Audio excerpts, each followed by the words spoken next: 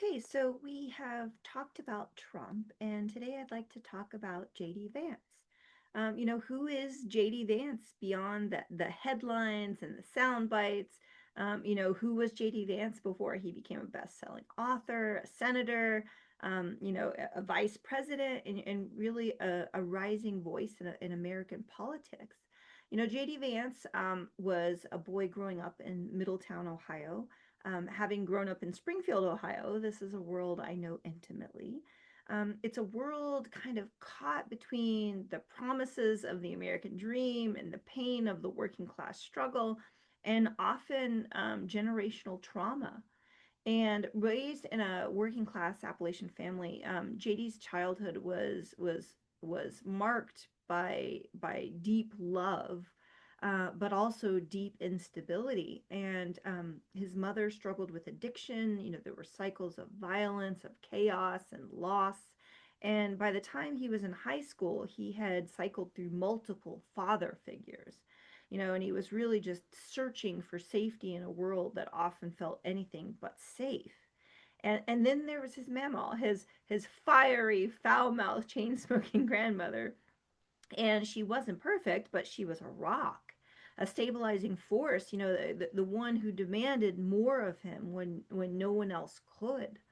And she taught him that resilience wasn't just about toughness, it was about survival. And JD joined the Marine Corps, really looking for structure, for identity, and escape, as a lot of us do.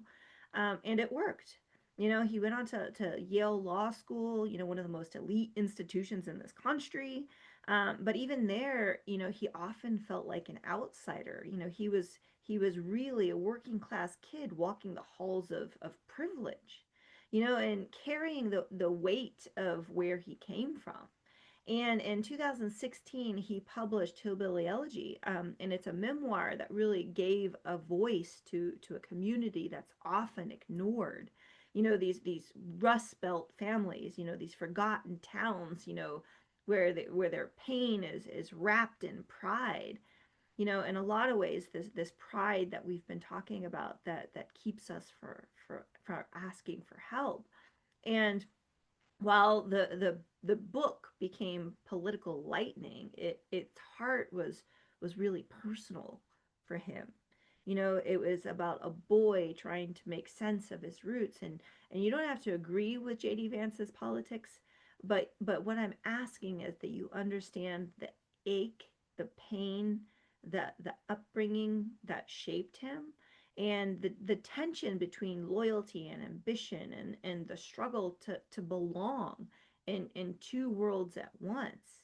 There's who we are at our core, who we were brought up as, and then the world that we're trying to fit into.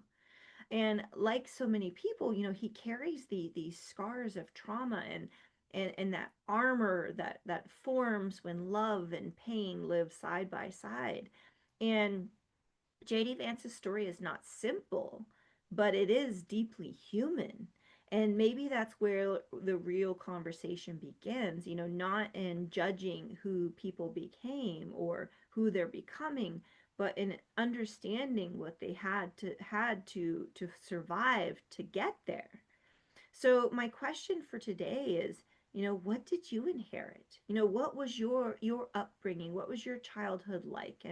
And more importantly, because here is where the choice comes in, what have you chosen to become? Who are you choosing to become in this moment? Because sometimes we get so married to our trauma that we don't understand that the trauma is over, and that we can choose something differently. And so this is my question for you. Who am I choosing to become today? And how can I love myself better?